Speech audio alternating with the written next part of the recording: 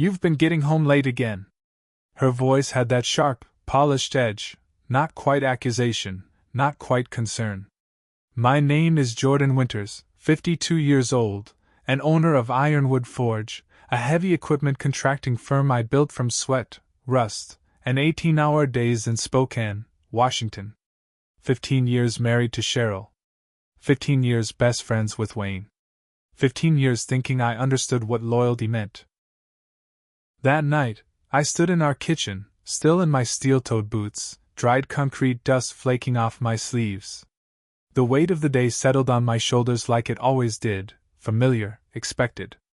The kitchen clock glowed 9:30 p.m. late, yes, but not unusual. Not for a man trying to lock down the Patterson contract, a deal that would double our revenue and take Ironwood into a whole new league.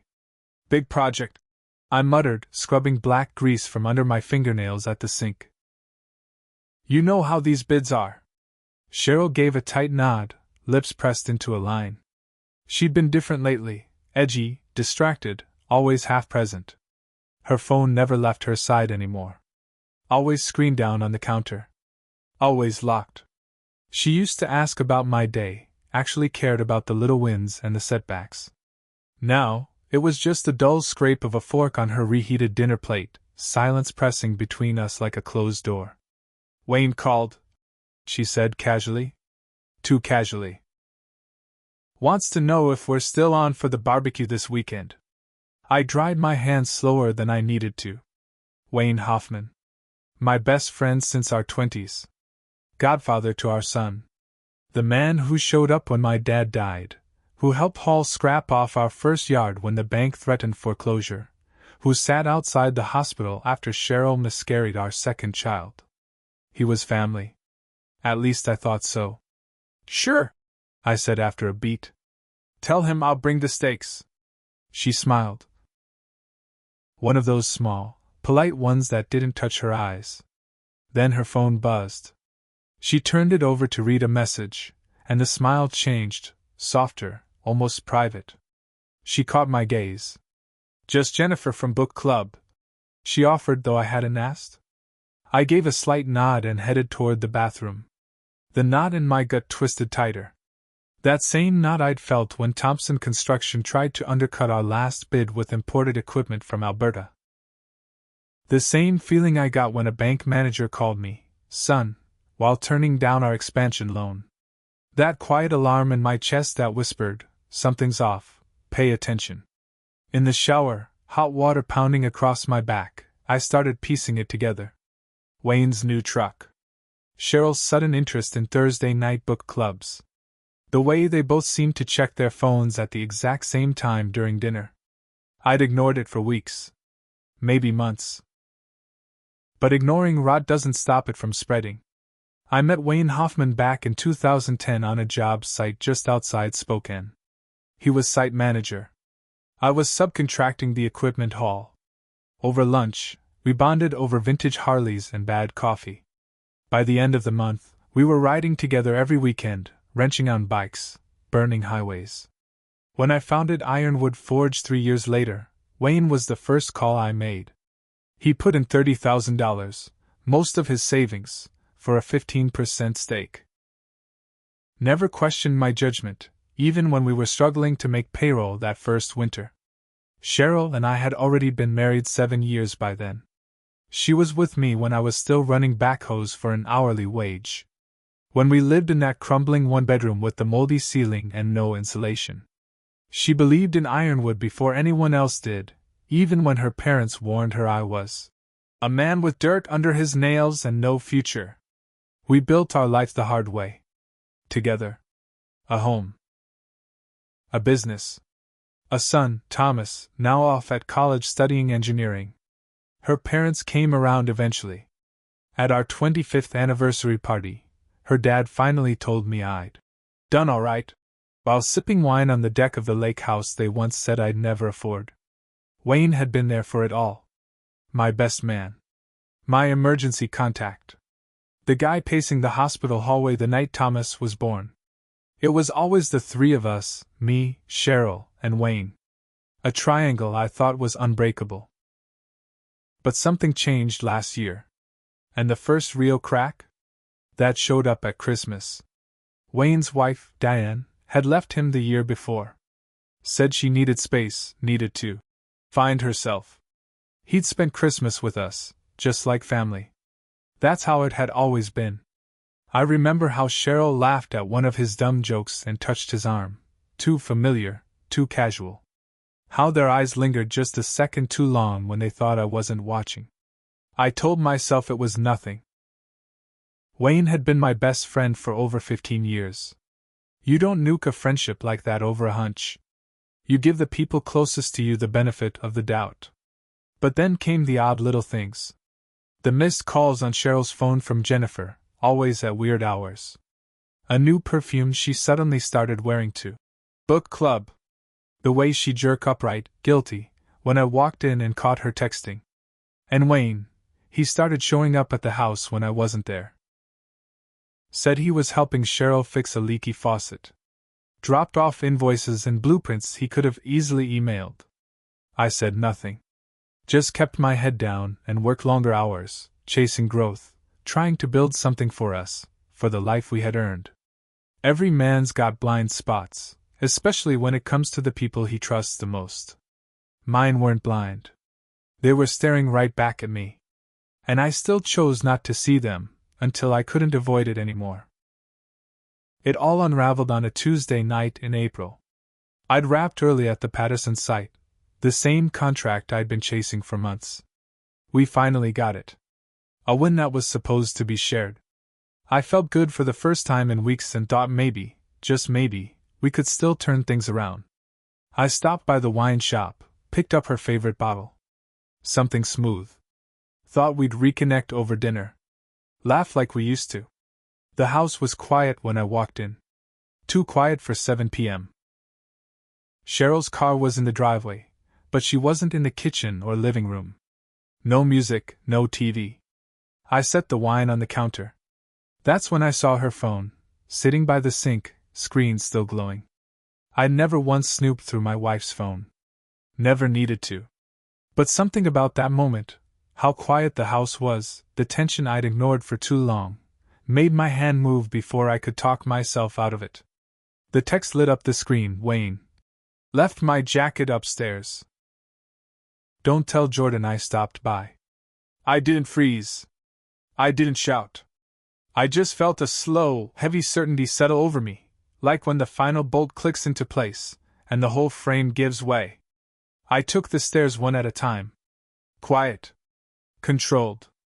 The master bedroom door was slightly ajar. I pushed it open. Cheryl sat on the edge of our bed, holding Wayne's leather jacket. The one I gave him for his 50th. She looked up. Saw me standing there. Color drained from her face in slow motion. Jordan, she whispered. Just my name. Nothing else. I held up her phone. The screen still lit. He left his jacket. She didn't lie. Didn't stammer out a story about helping him file taxes or planning a surprise party. She just sat there, frozen, shoulders curved inward like she'd already collapsed in on herself. Still holding his jacket like it meant something. You're always working late, she finally said. Her eyes never met mine. He was there for me. I nodded. Calmly. It wasn't rage anymore. It was something colder, steadier. I get it, I said. I just need time to think. I turned around and walked out. Down the stairs. Grabbed my keys off the hook by the door. I drove to the Ironwood Forge office. The lot was empty. Inside, I sat down at my desk in the dark. Didn't even turn on the lights. Just sat there. It wasn't just Cheryl. It was Wayne. My best friend. The guy who helped build every part of this life. Now clawing at the part one thought was most untouchable. I reached into the bottom drawer and pulled out the bottle of good whiskey, same one we opened that morning when we signed the Patterson deal. I poured 2 fingers into a glass, the way we always did. Didn't drink it. Just stared at it as the amber caught the glow of the street lamp outside the window. By midnight the whiskey was still untouched. But something inside me had shifted. hardened. The hurt was there, tight in my chest like a steel band, but it was already being sealed off. Compartmentalized. I'd spent my life building things. Machines. Crews. A business. A marriage. But now, I was going to dismantle something. Piece by careful piece. I pulled out my phone and dialed my lawyer's private line. Cheryl got space, for exactly 3 days. I slept in the guest room, didn't ask where she went during the day or who was on the other end of her late-night texts. I was polite. Distant. Doing what any shocked husband would be doing, processing. That's what she saw. What she didn't see was what happened between 9 and 5. The morning after I found Wayne's jacket, I walked into Harold Kessler's downtown office. He was the same guy who'd helped draft the founding documents for Ironwood Forge 15 years ago. We sat in his corner office, blinds drawn halfway against the spring light, the city moving below us. "You want to trigger Article 7? He asked, eyebrow raised. "That's right. Not a question," he said. "Article 7, my insurance policy. Built into our original partnership papers. Harold had insisted we include it, just in case. A clause that gave me the right to buy out Wayne's stake if he did anything that put the company's reputation at risk. Back then, I figured we were talking gambling, a bar fight, maybe a DUI. Not this. It'll mean buying him out at the penalty rate," Harold warned. 20 cents on the dollar, based on current valuation. I nodded. "I know. You have proof?" I slid my phone across the desk. The text I'd pulled off Cheryl's phone while she slept. Screenshots. GPS records of Wayne's truck parked in our driveway during work hours. Emails I dug up from her laptop, messages that left nothing to the imagination. Harold swiped through them silently, his expression unreadable, but his silence said plenty. "This won't be clean," he said finally. "It's already messy." 2 days later, the papers were ready. I called Wayne and asked him to meet me after hours at the office. Told him we needed to run through some updates on the Patterson expansion. He walked in like it was any other day, flannel shirt, worn jeans, that same leather jacket I'd given him for his birthday. "Hey, buddy," he said, dropping into the chair across from me. "What's so urgent it couldn't wait till morning?" I didn't answer. Just slid the folder across the table. He opened it, skimmed the first few pages, then flipped back to the cover. "Article 7? He said slowly. "You're buying me out?" I nodded once. Confusion shifted to anger as he scanned the clause. "What the hell is this, Jordan?" "Article 7, I repeated. "Detrimental actions to the company's image." His eyes narrowed. "Is this about Cheryl?" I kept my voice steady. "You know exactly what this is about." He leaned in, lowering his voice like we were co-conspirators. "Look, I know things between you two haven't been great. She's been lonely. Man, it just happened. 15 years of friendship, and that's your explanation? It just happened." He looked away, ran a hand through his hair. "You've been absent, Jordan. Always working. Always chasing the next deal. When was the last time you actually looked at her? Listened?" His tone shifted, like he was the victim. "You left a space, and I filled it." I almost laughed. "So it's my fault?" "I'm not signing this," he snapped, pushing the folder back across the desk. "You can't force me out over something personal." "Actually, I can." I tapped the clause. Section 3. Paragraph 2. "You signed it." He glanced down, rereading the words he'd once barely skimmed. I saw his jaw tighten. "You're doing this? After everything we built together? You did this to us," I said quietly. "I'm just following the contract." Wayne stood, knocking the chair back. "Cheryl won't stand for this. She'll back me." I shrugged. "You should give her a call." He pulled out his phone, stabbing at the screen with angry fingers as he stormed out the door. I didn't chase him. Just leaned back in my chair, watching the last of the daylight stretch across the concrete floor, waiting for the next domino. The next morning, I was in the kitchen making coffee when I heard the front door slam open. Wayne was back. Wayne barged through the front door like he still had some claim to the place. Maybe in his mind he did. He looked wild, shirt wrinkled, jaw clenched, eyes already halfway to bloodshot. "What did you say to her?" he barked, stepping into the kitchen like he belonged there. I didn't rush. I calmly poured my coffee into a thick ceramic mug, letting the aroma fill the silence. "Who? Cheryl? She's not answering my calls," he snapped. "Her sister said she left town yesterday." That was news to me. I'd intentionally kept my distance. Gave Cheryl space, let her make her own choices. I hadn't tracked her, hadn't monitored her movements. But I didn't flinch. I took a slow sip, keeping my expression unreadable. "Maybe she needed time to think," I said. Wayne slammed his palm down on the counter, hard enough to rattle the mug.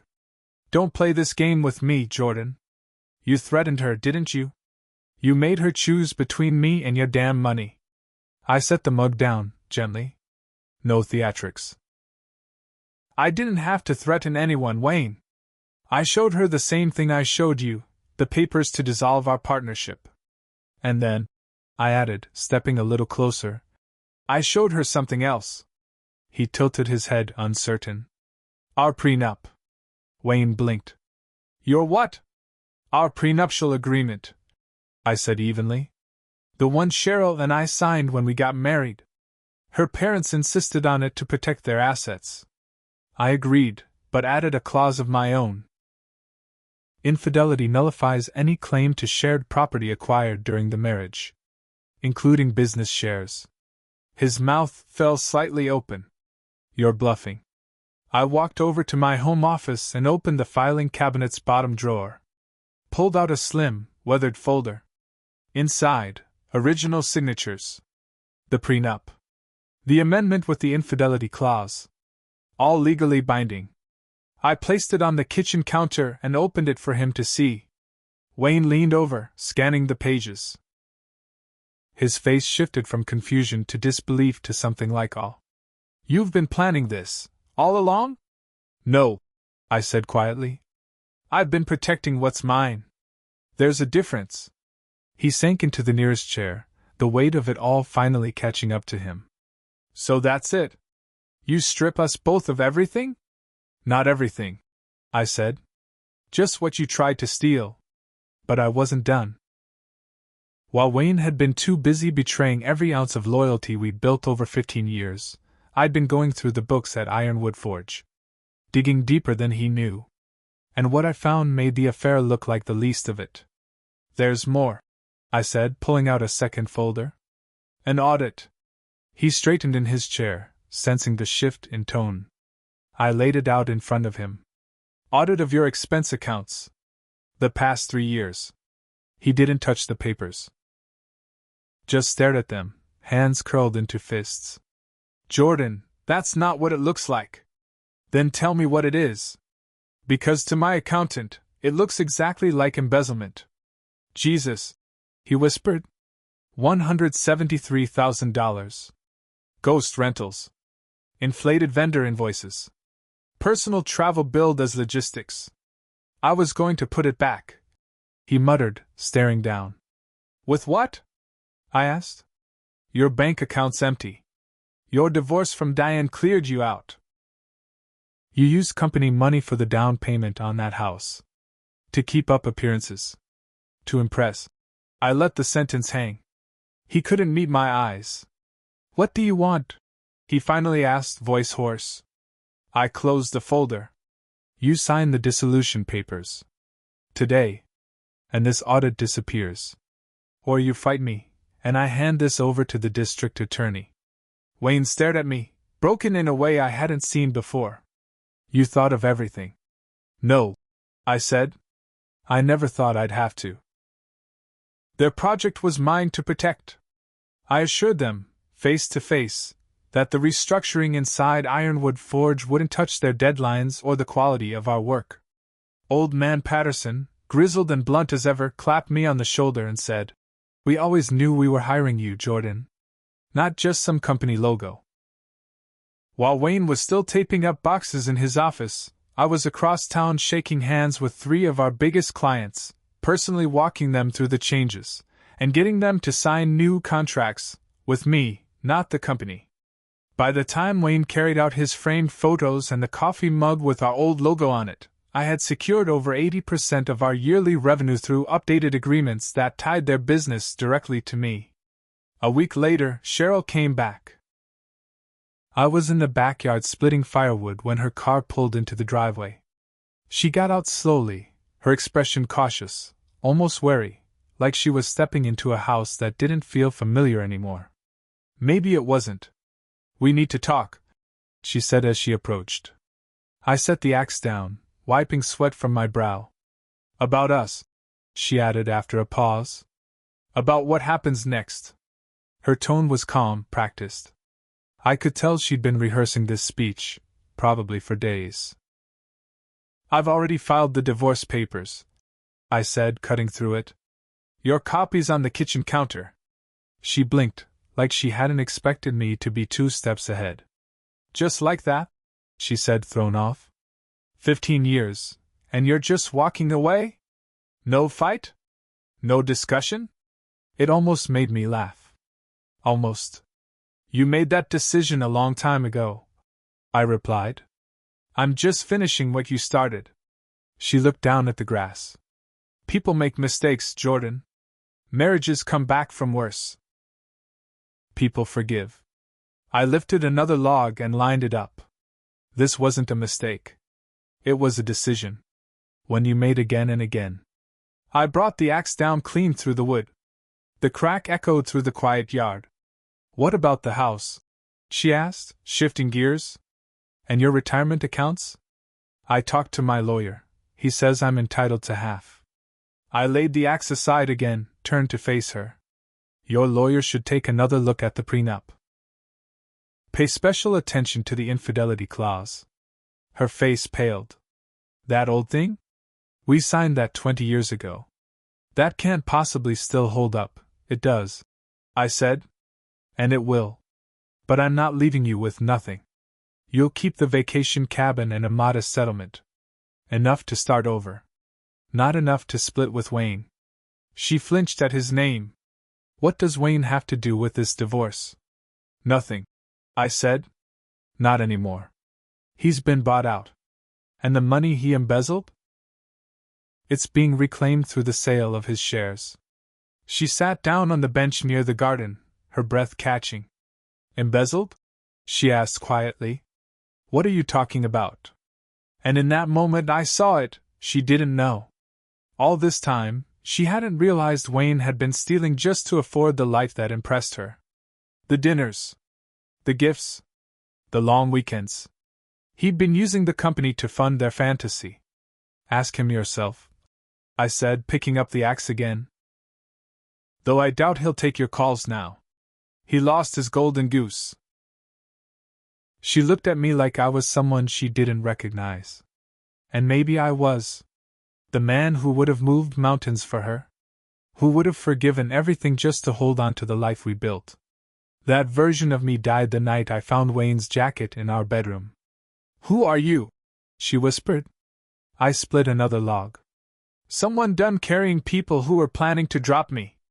6 weeks after that night, I sat at a long, polished table inside Drift Shade Limited, Eastern Washington's second-largest construction firm. Across from me sat Arthur Bowman, their no-nonsense CEO, and his lead counsel.